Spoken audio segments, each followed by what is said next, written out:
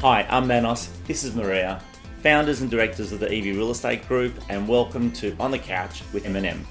M&M, or M&M. Manos and Maria. That's it. So this is where we go behind the scenes to uncover what makes entrepreneurs and industry providers, business owners, tick, and also what they think of the future in real estate.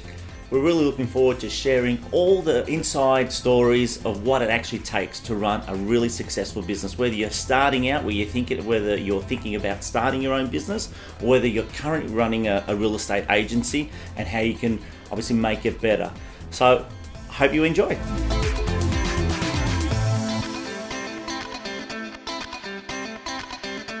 Hello and welcome to the first episode of M&M on the Couch. Today we've got Jarrod Carman with us, our principal from our Mornington Penisula office and director there for our first episode. Really looking forward to finding out what makes this man tick. Really looking forward what the story is with the polka dots. I really want to know what that's all about. But really excited about being the first episode where we can help you create a business worth having and finding all the tips about business. Awesome. So, Jarrod, let's get going. How did you tell us all about real estate? When did you start and why real estate? Yeah, real estate. I started 9 years ago. I think it was April 2007, 10 years ago, nearly 10 years ago now.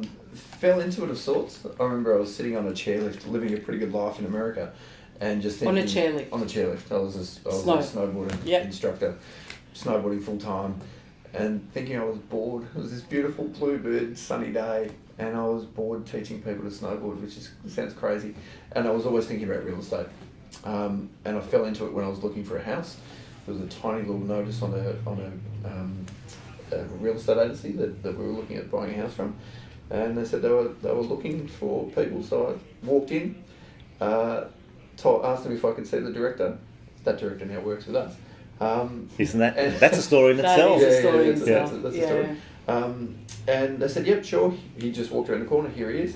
And I basically sat down and said, okay, which desk is mine?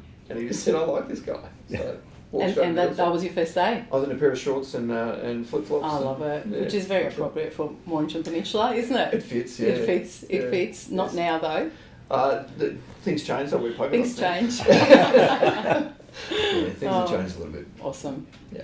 Yeah, and I guess your entrance into real estate, what was a defining moment in the first 6 months of entering real estate? Because it's a tough gig for most people when they first start. Yeah, for most people, I loved it. Straight away, I felt like that's what I was meant to be doing. All the previous things that I'd done, hospitality, the psychology, all those things melded into the perfect job for me. Prepared you for this moment. Yeah, and I just felt like that was my niche, that I just felt comfortable doing. Yeah. So within my first week, I was referred someone by a gentleman who was leaving a business. He referred me through to someone. I signed it up within my first few days of starting work. That's amazing. At a much higher percentage than anyone else was, because I was just ignorant, didn't know. So I did it at 3.3% when everyone else was at 2%. Sold it within about 4 days. I didn't even know what I was doing to fill in the contract, but it just felt right. Yeah, because you were doing the right thing, you were helping people, and that's what you were there to do. Yeah. And I guess part of it, the helping, absolutely, that's ingrained in me. I love that. But it was also the competitive nature of it, and the 100%. Chase and the thrill of putting something together for someone else. That was good fun. Doing the deal. Well, I do like chasing things and hunting them down. The hustle. Yeah, I do like that, and I like being busy, I guess, and it's pretty easy to be busy being busy, but just the productive, whole activity being productive, busy, Yeah. No, I loved it straight awesome. away.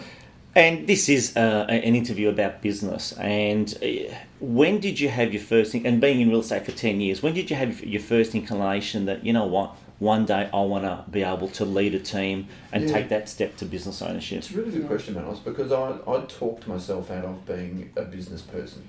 I took myself out of it for so long, and I used to even say it, I'm not good at business. I'm not a good businessman. It was just it was a mindset. I think when I started having PAs, when I had PAs and realised that I was now in a leadership role, I started to grow into that, and I had children as well. And that was a real smack in the face of, hey, you're a leader now. You can't just fluff along. leading your children, you're leading other people, Yeah. and the responsibility of that hit me like a ton of bricks. And I went, actually, if I'm going to do it, I'm going to do it right, and try and help people get to where they want to So go. what did you do to prepare you for that, to do it right? I probably didn't prepare a lot of it. I winged it, Okay. especially with the PAs to start. Yeah. But I did try and learn. I did a lot of training. I went Yes. to conferences and seminars, but I also had my own ideas where I just thought, I'm going to do this, I'm going to do that, and I'd implement it. A lot of people weren't implementing. I was fluffing along. I was very strict on putting things in place. So I'd implement. So was it trial and error? Worked. Some things worked, things didn't, and then that gave you a roadmap to how to lead your small team, which was an EBU. Yes. That then took you on to obviously a bigger team, which is now our Mornington Peninsula office down beautiful Mornington on Main Street with a team of how many? All up, we now have 28. 28 people. So, yeah, we opened up 3 years ago. Yes, 3 years ago. Yes. We had a team of 4. And it just grew organically. It did. And that's what I love about it. It was getting into the right environment, for one, that just helped us to grow. Yeah.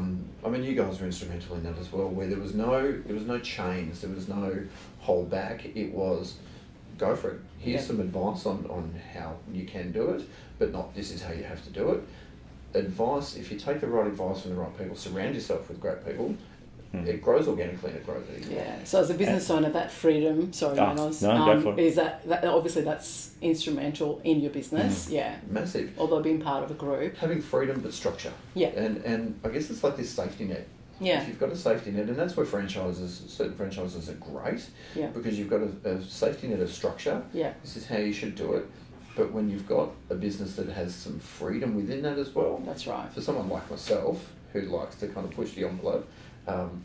And be on the bus. And always being on the edge. Yeah, and just try new things. Yeah. Not being so staid that this is how you have to do it. And that just restricts people, and there's no growth in a business. Exactly. But if you're allowed to try different things and, morph what you're doing and tweak things and take ideas from somewhere else, and if it's a nimble business, you can change it.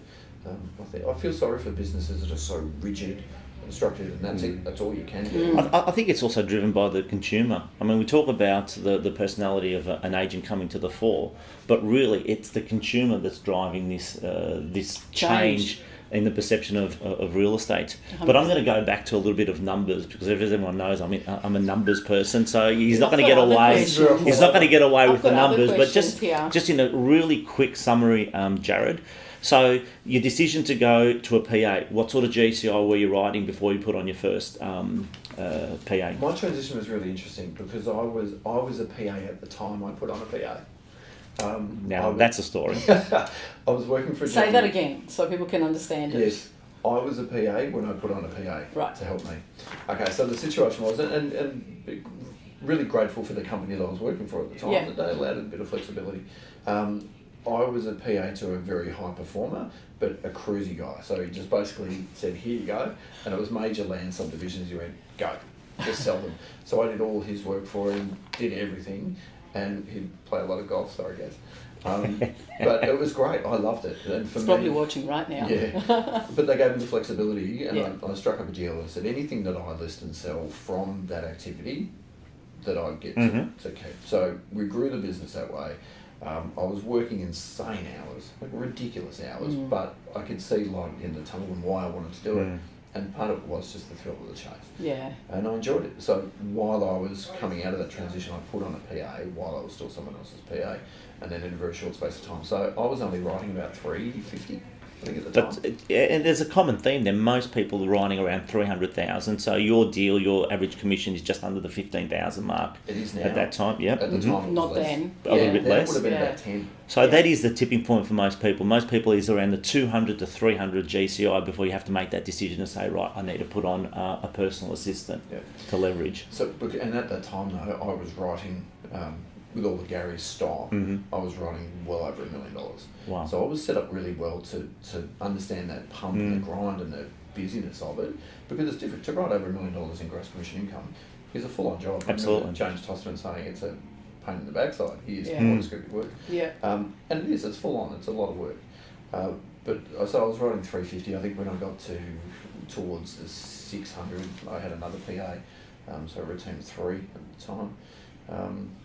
And then I went back to square one when I started with Eview. Yeah. Four-year anniversary in January of this year. Yeah, 3. Yeah. So 4-year anniversary. 4-year anniversary. Wow. 4 when you started here. Yeah. And that was you, and then you put on a PA pretty much straight away. Now to a team of 25. So as an entrepreneur and as a business owner, tell us, what is the biggest challenge that you're facing now? The biggest challenge that I face at the moment is, I guess, adapting to different personalities and making sure that everyone within the team is happy, because we've got some really high performers and you know, they have their desires and wants. So people who are just starting out, and that progression of trying to bring people through and keeping everyone within a culture as happy as possible is no mean feat. It's fun because you have to adapt to different personalities to make sure they're all happy. That's probably my greatest challenge at the moment, but also being able to grow. Finding a big enough building. Yes. That's part of it, where we live. Logistics are always part of the growth curve, because going from a one-man EBU 4 years ago, within 6 months you had your assistant, moving into a serviced office 6 months later, then another 2 people joined you. I mean, I've recorded your journey and I've loved it. And 1st of July 2015, at 14 that you opened up the office, you did $2 million in that first year. Second year, you've cracked over 3.5. You're on track to do $5 million in your third year. It is an amazing success story, but it is about your leadership and that skill that you bring to the table to attract that talent. So we talk about agents being attraction agents out there to bring your vendors through, and you're $1 million agent. You've got a couple of $1 million agents in your team. But what do you think as a leader it's been that you've become an attraction business to those agents? Yeah, great question. I think having an attitude of abundance has really helped, and working together with everyone. How I attracted some of the agents that we have now, it was totally organic. But one of them was a chance meeting as we were both walking out of a property. I think Joel had sold a property and I was selling a property to them, and we just stopped and chatted. I think he walked away from that thinking, okay, he's a decent bloke. And I've always tried to build great relationships with my competitors, with everyone around town. So you just never know who's going to work with you next. Exactly. And yeah, just having a mindset of abundance, and sometimes putting myself in the back seat, where it's not just about me. I've had to make sacrifices for my team, for them, in order to be successful. They probably wouldn't recognise it so much, but people don't. I don't ask for anything. But it's important to sometimes take a back step, park your ego, and let other people grow. Shine. And let the other people shine. You've shined with Joel at the front page of a magazine just this month at Elite Magazine, and that was a great article. So you stood side by side with your number one salesperson there. So that's the Eview Group salesperson of the year. So but which was nice to be recognised. It was, absolutely, 100%. We've got some amazing performers in our office that are, you know, Tony and Jarrod Joseph, Tony Ledigas, Jarrod Joseph there. Everyone. And they're just amazing individuals. But to see their growth and to see them go from, positions of battling along to now being, $1 million riders, basically. But to see their personal growth as well. And I think if we all stop and pause for a minute and realise how grateful we are. Like myself, when I stop and pause, I guess I'm on to the next thing so much all the time. Like, next, how are we going to grow from there? But when I stop and pause, it's okay, that's pretty impressive. I guess you take it in and you just think, wow, it's been an amazing journey. So in saying that, as a leader, and as a business owner, what's the goal? So what's so you're here 4 years later. So what's the goal for yourself personally, and then obviously for your team and your office? The goals keep shifting. I guess we keep going bigger and bigger. We set our benchmarks, and then we get past it. We keep going. So $5 million was the benchmark. We look like we're going to do that. Smash that. So my personal goals, I would like to coach people and train people a lot more. I really enjoy doing that. I still want everything though. So I still want to run over $1 million. I'd love to get to 1.4. Have a team of people that come through and grow through being my PAs, and we train them up and head off from there. grow the team a little bit more. Yes, I've got to be careful with the growth of the team. I don't want to grow it so big that it becomes impersonal and people aren't. You never will, We sometimes thought about that, with Eview as a group, and we're now at 320 people, and every office that you, in 10 years, and every office that you go to, you can feel that culture, that family culture, and it all starts from the top. So I think, once it's there, you'll attract similar-minded people. So it remains. And you also get that microculture within businesses. That's right. And microcultures within businesses themselves, the EBUs, which is really important. But your core values are there. Your core values of abundance. Where there's no I in team. Your rock star intros of each other. Yes. I mean, you're famous for those in the marketplace. In Mornington. Because we do genuinely care for each other. We do love each other. I use that word quite freely, but we do love each other. I love my team. So if someone says they're working with a team member, I know there's a lot of businesses, I'm sure, out there, this competitive nature, they just want to tear each other down because they're not happy for their success. But with us, we're absolutely, I'll prop the guys up, they'll do it for me. How much more fun is it? Oh, it's so good. It's so much more fun. We spend so much time at our office environment. It's our second home, isn't it? Yeah. So you want it to be fun. Not because I'm the director, I want to see other people succeed. Yeah. Absolutely. Yeah. All the guys in our office, so anyone that comes through, there is no part of me ever that's ever wanted to cut them down. Yeah. I know at one point I did check myself because I had people that were starting to come past me, and you've got to let them go and actually put more and be happy for them and proud, which you are, which is amazing. Absolutely. But I had to park my ego for a little bit. Yeah. So something that a lot of people don't know about you, Jarrod, is your personal life. You're a great family man. You're a father of 4, aged from the 2 years old right through to 11. Yeah. A beautiful 12? Wife, Sophie. Nearly. 12. Yeah. I put a lot of success down to my wife. Well, Sophie changed my life. There's no question. She's and I'm sure Sophie is listening to this. Yeah, she's beautiful. She might get to say it, and I'm not saying that to suck up, babe. I love you too, Sophie. She is amazing. She's an incredible woman, and having 4 children is not easy. But they're the best. Nearly 2. So we've got a big spread. Nearly 2 and nearly 12. Yeah. I think for me, having family really gave me context. It allowed me to focus on what I really wanted to focus on and what was important. And I remember when I got into real estate, I said to Soph, are you ready for this? Because this is a massive commitment and I'm not going to be home very much for the next few years. Yep. And she said, Jarrod, I've got you back no matter what. Let's go. It's so important, isn't it? Yeah. Without that support and without the right people around you, you cannot succeed. Yeah. No. So if there's people who are in relationships with people they know they shouldn't be and are holding them back, you've got to change it because otherwise it will. Well, you've got to make a choice, don't you? What's more important, I guess. But I think that's why we do so many events within the group that we involve the partners and the kids, and because it's so important for them to be part of the life of the person that's in real estate, even if it's in admin or property management or sales, but because it is a lifestyle choice, isn't it? It's not really a job. It's never a 9-to-5 job, as we all know. So that was a massive change for us. Yeah. That she felt included. She felt part of something. Yeah. So she knows about the people that we talk about, because how many people go home and talk about the people that they work with, positively or negatively in some cases, I'm sure. But they then can put a face to that, and it just calms things. Calms things. Well, they're part of it. My children, I remember when we first started. And I think it was probably about the 4th month we were in. And we were coming to a family event here, the Friday night, the last Friday of every month, which is the best thing that this company does, that you guys do.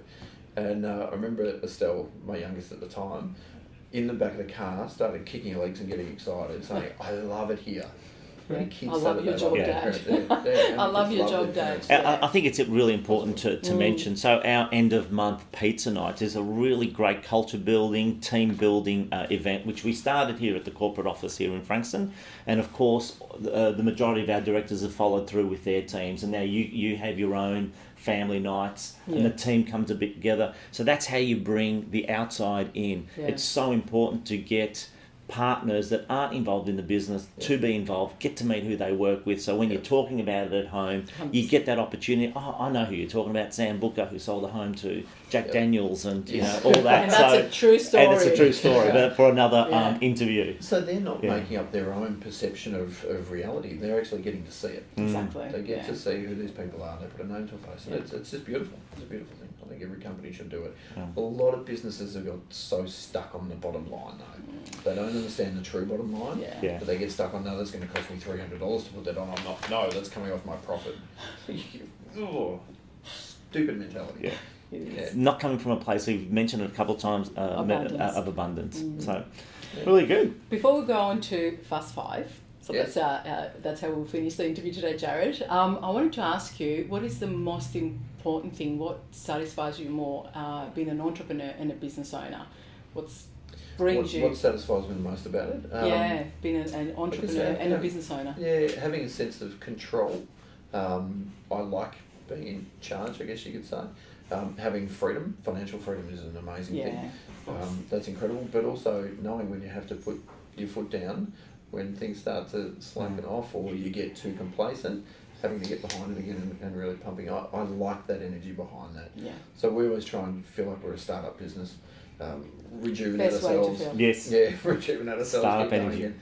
And when I start getting complacent, get myself going again. I think you can't emphasise that point enough. Making sure that every day you feel like you're a startup business. It's so important. I agree. Complacency is a killer. Yeah. All right, really you good. ready for the Fast Five? Fast Five. Thanks, Let's do Jarrod. All right, let's do it. So, as a kid, what did you want to be when you grew up? A pilot. A pilot? A pikelet. I wanted to be a pikelet. I couldn't say pilot. A pikelet. I love it. Name an achievement that you're most proud of. Writing $1 million. I was pretty proud of that. Good on you. Yeah. Starting. Oh God, where do you stop? One. Running a business. Sorry. You've got to pick one. Okay. What is the next item on your bucket list? A holiday to Greece. Yes, and we're doing that. Yeah. 98 days to go. June.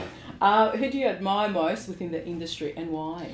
Within the industry? Actually, someone I really admire, Marcus Kimanai. And why?